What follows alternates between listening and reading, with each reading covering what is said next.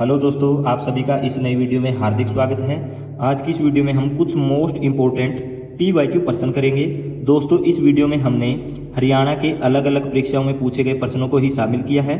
और दोस्तों, आपका आने वाला एग्जाम CET के लिए ये वीडियो बहुत ही महत्वपूर्ण है, क्योंकि HSSC प्रीवियस ईयर्स क्वेश्चनों को ही परीक्षाओं में रिपीट करता है। तो दोस्तों, आपने इस वीडियो को अंत तक जरूर देखना है। और दोस्तों, वीडियो समझने के बाद आपने इन क्वेश्चनों को एक बारी खुद से भी कर लेना है। तो चलिए शुरू करते हैं और सीखते हैं इस वीडियो का पहला प्रश्न। यदि वीडियो पसंद आए तो अपने दोस्तों में शेयर करना।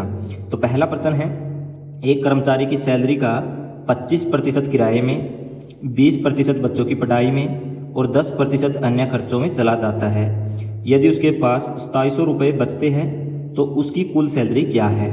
दोस्तों, ये क्वेश्चन पटवारी 2016 में पूछा गया है। तो कैसे हल करेंगे? सबसे पहले आप ये देखें कि हमें निकालना क्या है। तो उसकी सैलरी क्या है, यानी हमें उसकी इनकम बतानी है, सैलरी बतानी है। तो दोस्तों, सैलरी अपने आप में कितनी होती है? 100% होती है।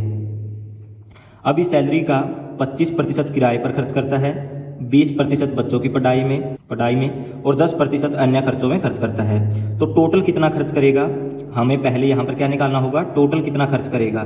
तो आपने क्या करना है, 25%, 20% और 10%, इन तीनों को एक साथ जोड़ देना है। जोड़ेंगे, 25 + 20 कितना होगा? 45, 45 + 10 कितना होगा? 55। यानी खर्च कितना करता है? 55% करता है। उसकी इनकम 100% है, यानी कमाता 100% है, खर्च 55% करता है। तो बचत कितनी करेगा? आपने क्या करना है, आय में से खर्च को माइनस कर देना है। तो 100% में से 55% को घटाएंगे तो कितना आएगा? 45%। तो दोस्तों, बचाता कितना है? 45%। एक्चुअल में कितने रुपए बचाता है? 2700 रुपये बचाता है। प्रतिशत में कितने बचाता है? 45%। तो दोस्तों, 45% के बराबर हम, यानी 45% का मान कितना होगा? 2700 रुपये होगा। हमें इनकम पता करनी है, यानी 100% का मान पता करना है। तो सबसे पहले आप 1% का मान निकालें। तो 1% का मान निकालने के लिए 2700 बटे में, यानी 2700 को 45 से भाग कर देनी है। 100% का मान निकालने के लिए हमें क्या करना है, इससे 100 की गुणा करनी है। तो ये हमारे पास क्या आएगी? इनकम आएगी, यानी आय निकल कर आएगी। अब यहाँ इसको सरल करेंगे, 9 से कटेगा, 9 × 5 = 45, 9 × 3 = 27 और 2 0 ये बचेगी। अब ये 300 भी 5 से कटेगा, 5 × 6 = 30 और 1 0 ये, यानी ये 60 से कट जाएगा। अब क्या बचेगा? 60 × 100। तो आय कितनी होगी? 60 × 100 करेंगे तो कितना आएगा? 6000 आएगा। तो आय यानी उसकी सैलरी कितनी होगी? 6000 रुपये। कुल सैलरी कितनी होगी? 6000 रुपये। यही इस क्वेश्चन का क्या होगा? फाइनल आंसर होगा। कौन से ऑप्शन में है? ऑप्शन ए में। तो आपने क्या करना है दोस्तों, जो उसने खर्च किया है, जहां पर खर्च किया है उन सभी खर्चों को जोड़ना है। तो 55% आएगा। फिर 100% में से 55% घटाएंगे तो हमारे पास बचत आएगी। ये बचत प्रतिशत में है, लेकिन एक्चुअल में 2700 रुपये दी है। तो 45% के बराबर हम 2700 रुपये रखेंगे। यहाँ से 1% का मान निकालेंगे, 100% का मान निकालने के लिए गुणा 100 से करेंगे तो कितना आएगा? 6000 आएगा। यही हमारी सैलरी होगी, यानी इनकम होगी। तो दोस्तों, मैं उम्मीद करता हूँ कि ये प्रश्न आपको अच्छी तरह से समझ में आ गया होगा। अब देखते हैं अगला प्रश्न। दोस्तों, अगला प्रश्न है, एक रेलगाड़ी एक खंबे को 12 सेकंड में पार करती है और एक 240 मीटर लंबे प्लेटफार्म को 24 सेकंड में पार करती है। रेलगाड़ी की लंबाई कितनी होगी? दोस्तों, ये ट्रेन चैप्टर का सवाल है, यानी रेलगाड़ी के चैप्टर से लिया है। और आप देख सकते हो कि ये प्रश्न ग्रुप डी 17 नवंबर 2018 में पूछा गया है। तो इसको हम कैसे हल करेंगे? सबसे पहले आपने ये देखना है, हमें निकालना है रेलगाड़ी की लंबाई। तो हम मान लेते हैं रेलगाड़ी की लंबाई x, और सभी ऑप्शनों में मीटर दिया है तो हम रेलगाड़ी की लंबाई मानेंगे x मीटर। अब प्रश्न में देखिए, यहाँ पर बोला है कि रेलगाड़ी एक खंबे को 12 सेकंड में पार करती है। तो दोस्तों, आपको यहाँ पर पता होना चाहिए कि जब रेलगाड़ी खंबा, आदमी और पेड़ को पार करती है तो अपनी स्वयं की लंबाई जितनी ही दूरी लेती है। यानी जब रेलगाड़ी खंबे को पार करेगी तो डिस्टेंस, यानी दूरी कितनी लेगी? अपनी खुद की लंबाई। खुद की लंबाई कितनी है? x मीटर, यानी दूरी कितनी लेगी? x। और इतनी दूरी लेने के लिए समय कितना लेती है? यानी इतनी दूरी को पार करने के लिए समय लेती है 12 सेकंड। तो यहाँ से हम ट्रेन की स्पीड निकालेंगे। स्पीड का सूत्र क्या होगा? दूरी बटे में टाइम, यानी डिस्टेंस अपॉन टाइम। ये मान हमारे पास है। डिस्टेंस कितनी है? x बटे में टाइम कितना है? 12। तो दोस्तों, यहाँ पर ये ट्रेन की क्या होगी? चाल होगी। अब दोस्तों, आगे देखिए प्रश्न में क्या बोला है, वही ट्रेन 240 मीटर लंबे प्लेटफार्म को 24 सेकंड में पार करती है। तो दोस्तों, आपने यहाँ पर यह समझना है कि जब ट्रेन प्लेटफार्म को पार करेगी तो दूरी कितनी लेगी। आपने क्या करना है, जो ट्रेन की लंबाई है और जो प्लेटफार्म की लंबाई है इन दोनों को जोड़ देना है। तो ये हमारे पास क्या आएगी, डिस्टेंस आएगी। दोस्तों जब ट्रेन प्लेटफार्म को पार करेगी तो इतनी दूरी लेगी। आपने ट्रेन की लंबाई और प्लेटफार्म की लंबाई को जोड़ देना है। तो ये हमारे पास डिस्टेंस आएगा। इतनी दूरी तय करने के लिए समय कितना लेती है, 24 सेकंड। तो यहाँ से टाइम कितना आएगा, 24 सेकंड। अब यहाँ से भी हम क्या करेंगे, स्पीड निकालेंगे। स्पीड का क्या फार्मूला होता है, डिस्टेंस अपॉन टाइम। तो दूरी कितनी है, x प्लस 240 बटे में समय कितना है, 24। तो दोस्तों ये भी ट्रेन की चाल होगी और ये भी ट्रेन की चाल होगी। तो आप इन दोनों को बराबर रख सकते हो। तो x बटे 12 बराबर होगा x प्लस 240 बटे में 24। अब यहाँ से आर पार गुणा करेंगे और x का मान निकालेंगे। तो 24 की x से गुणा करेंगे 24x बराबर 12 की x से गुणा करेंगे 12x प्लस 12 गुणा में 240। आपने पूरी गुणा नहीं करनी है ताकि आपकी कैलकुलेशन आसान बनी रहे। अब दोस्तों यहाँ पर 24x है, यहाँ पर 12x है। ये 12x इस तरफ आने पर माइनस का होगा। तो 24x माइनस 12x कितना बचेगा, 12x ही बचेगा। बराबर में यहाँ पर बचेगा 240 गुणा में 12। अब ये 12 गुणा में है तो इस 12 से ये 12 कटेगा, यानी x बराबर कितना आएगा, x बराबर आएगा 240।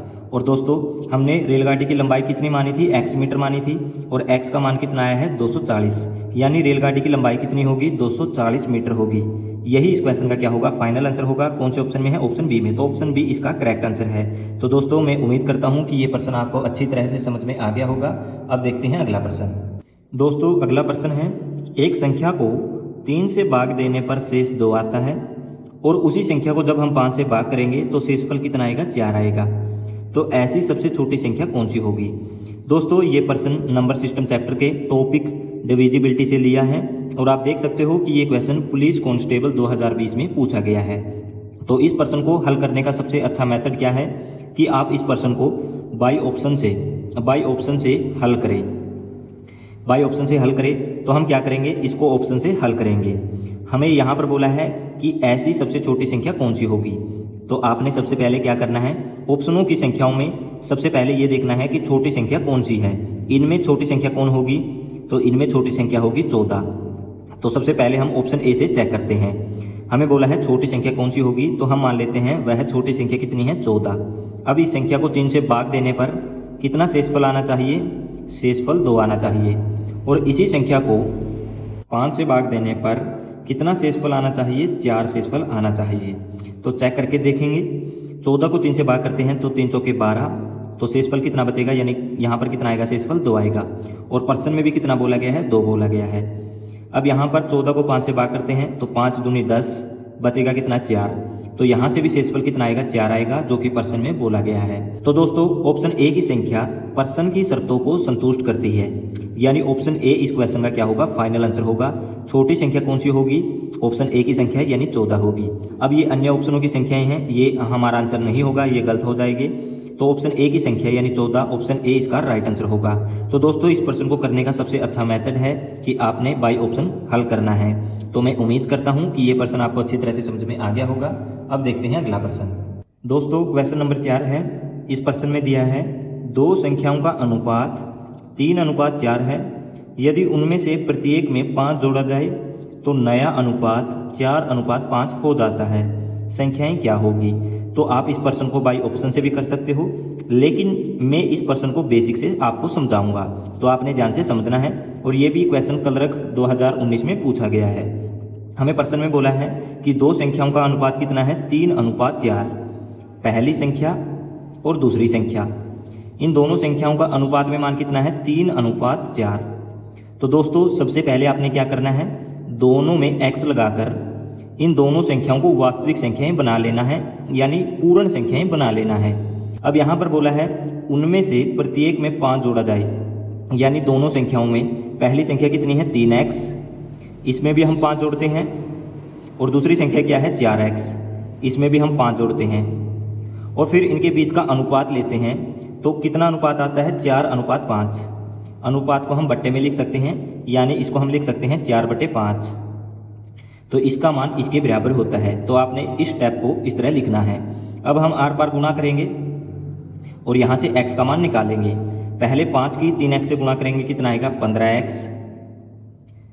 5 की 5 से गुणा करेंगे, कितना आएगा, 25 आएगा, बराबर अब 4 की 4x से गुणा करेंगे 16x आएगा, प्लस 4 की 5 से गुणा करेंगे कितना आएगा, 20 आएगा। अब यहाँ पर 25 है, ये प्लस का 20 है, इस तरफ आने पर माइनस का 20 होगा। जो संख्याएं हैं उनको एक तरफ करेंगे और जो x वाली संख्याएं हैं उनको एक तरफ करेंगे। तो यहाँ पर क्या बचेगा, 16x, ये प्लस का 15x है, इस तरफ आने पर माइनस का 15x होगा। 25 माइनस 20 5 बराबर 16x माइनस 15x कितना होगा, x ही आएगा। यानी x का मान यहाँ से कितना निकल कर आया है, 5x आया है। तो पहली संख्या क्या है, 3x, तो 3x का मान कितना है, 5, तो 3 गुणा में 5 करेंगे कितना आएगा, 15। तो दोस्तों पहली संख्या होगी 15। अब दूसरी संख्या पता करते हैं। दूसरी संख्या क्या है, 4x, तो 4 गुणा में x का मान कितना है, 5, तो 5 से गुणा करेंगे, तो 4 गुणा में 5 कितना होगा, 20। तो इस प्रकार दो संख्याएं होगी 15 और 20। संख्याएं हमसे पूछी गई है तो संख्याएं होगी 15 और 20। यही इसका क्या है, फाइनल आंसर है। कौन से ऑप्शन में है, ऑप्शन बी में। तो ऑप्शन बी इस क्वेश्चन का राइट आंसर होगा। दोस्तों क्वेश्चन नंबर 5 है। इस प्रश्न में बोला है एक आदमी 12,000 रुपये में एक वस्तु को 10% की हानि पर बेचता है, वस्तु का क्रय मूल्य क्या था। अच्छा क्वेश्चन है। और दोस्तों ये क्वेश्चन HSSC क्लर्क 2019 में पूछा गया है। तो कैसे हल करेंगे। प्रश्न में बोला है कि एक आदमी ने एक वस्तु को बेचा है कितने रुपए में, 12,000 रुपये में। यानी वस्तु का सेलिंग प्राइस कितना है, 12,000 रुपये। जब वह इतने रुपए में बेचता है तो उस वस्तु पर कितने की हानि होती है, 10% की हानि होती है। वस्तु का क्रय मूल्य यानी कॉस्ट प्राइस हमें बताना है, CP बताना है कि CP कितना होगा। तो दोस्तों CP अपने आप में कितना होता है, 100% होता है। यानी उसने जो वस्तु खरीदी होगी वह अपने आप में 100% होगी। जब वह बेचता है तो उसे 10% की हानि होती है। तो आपने क्या करना है, 100% में से 10% माइनस करना है। 10% माइनस करेंगे तो कितना आएगा, 90% आएगा। तो दोस्तों 100% की वस्तु पर 10% की हानि होगी तो बेचेगा कितने में, 90% में। यानी SP का प्रतिशत में मान कितना होगा, 90%। लेकिन एक्चुअल में कितना है, 12,000 रुपये। तो आप यहाँ पर 90% के बराबर 12,000 रुपये रख सकते हो। यानी 90% का मान कितना होगा, 12,000 रुपये। हमें पता करना है कॉस्ट प्राइस यानी 100% का मान। तो सबसे पहले आप यहाँ से 1% का मान पता करें। 1% का मान पता करने के लिए आपने क्या करना है, 12,000 को 90 से भाग करनी है। ये 1% का मान होगा। 100% का मान पता करने के लिए इसको 100 से गुणा करेंगे। गुणा करने पर ये हमारा क्या आएगा, यहाँ से CP निकल कर आएगा। अब आगे इसको सरल कर लेना है। यहाँ 0 से 0 कटेगी, क्या बचेगा, 12, 2 0 यहाँ पर और 2 0 यहाँ पर, तो 4 0 लिखेंगे। भाग में क्या बचेगा, 9 बचेगा। अब इसको 9 से भाग करते हैं तो 9 एकम 9 बचेगा, 3 और 0 यानी 9 तिया 27, फिर 3 और 0 यानी 9 तिया 27, फिर 9 तिया 27, फिर 9 तिया 27, फिर दशमलव लगाएंगे, फिर आगे भी 3 3 इसी प्रकार चलता जाएगा। यानी ये वस्तु का क्या होगा, कॉस्ट प्राइस होगा। ये वस्तु का क्रय मूल्य होगा। यही बताना था, तो यही इसका फाइनल आंसर होगा। कौन से ऑप्शन में है, ऑप्शन सी में। तो दोस्तों इस क्वेश्चन का फाइनल आंसर होगा ऑप्शन सी। दोस्तों अगला प्रश्न है, 5,000 रुपये को 2 वर्षों के लिए 8% वार्षिक साधारण ब्याज की दर पर निवेश किया गया, ब्याज कितना मिलेगा। दोस्तों ये प्रश्न हमने सिंपल इंटरेस्ट से लिया है, यानी ये साधारण ब्याज के चैप्टर का है। तो इसको कैसे हल करेंगे, यहाँ पर फार्मूला लगेगा। और दोस्तों ये प्रश्न आप देख सकते हो HSSC ग्रुप D 2018 में पूछा गया है। पहले आप ये देखें कि हमें क्वेश्चन में क्या क्या दिया है। यहाँ पर बोला है 5,000 रुपये को 2 वर्षों के लिए, तो ये हमारा क्या होगा, प्रिंसिपल होगा यानी मूलधन होगा। तो मूलधन कितना दिया है, 5,000 रुपये। और समय कितना दिया है, 2 वर्ष, यानी टाइम कितना है, 2 वर्ष है। और दर कितनी है, वार्षिक दर है 8%, यानी रेट है 8%। हमें बताना क्या है, साधारण ब्याज, कि साधारण ब्याज कितना बनेगा। यानी यहाँ पर हम सिंपल इंटरेस्ट यानी साधारण ब्याज का फार्मूला लगाएंगे। फार्मूला क्या होगा, फार्मूला होता है मूलधन गुणा में दर प्रतिशत गुणा में समय। अब दोस्तों हमारे पास मूलधन भी है, दर प्रतिशत भी है और समय भी है। तो इस उत्तर में इन मानों को रखेंगे और साधारण ब्याज आसानी से निकाल लेंगे। तो साधारण ब्याज बराबर मूलधन कितना है, 5,000 रुपये, गुणा में दर प्रतिशत कितनी है, 8%, तो 8 लिखेंगे। प्रतिशत का मतलब होता है बट्टे में 100, गुणा में समय कितना है, 2 साल, तो गुणा में लिखेंगे 2। अब यहाँ 2 0 से 2 0 कटेगी, 8 की 2 से गुणा करेंगे 16, 16 की 5 से गुणा करेंगे 80, और 1 0 यहाँ पर बचेगी। यानी साधारण ब्याज कितना होगा, 2 सालों का साधारण ब्याज कितना होगा, 800 रुपये होगा। यही इसका क्या है, फाइनल आंसर है। कौन से ऑप्शन में है? ऑप्शन बी में। तो ऑप्शन बी इस क्वेश्चन का राइट आंसर होगा। दोस्तों आपने ये साधारण ब्याज का फार्मूला अच्छी तरह से याद कर लेना है। तो दोस्तों आज की इस वीडियो में बस इतना ही। आपने इन सभी क्वेश्चनों की बार बार प्रैक्टिस कर लेनी है, क्योंकि एचएसएससी प्रीवियस ईयर्स क्वेश्चनों को दोहराता है, बार बार रिपीट करता है। और दोस्तों यदि ये वीडियो पसंद आई है तो प्लीज़ चैनल को सब्सक्राइब कर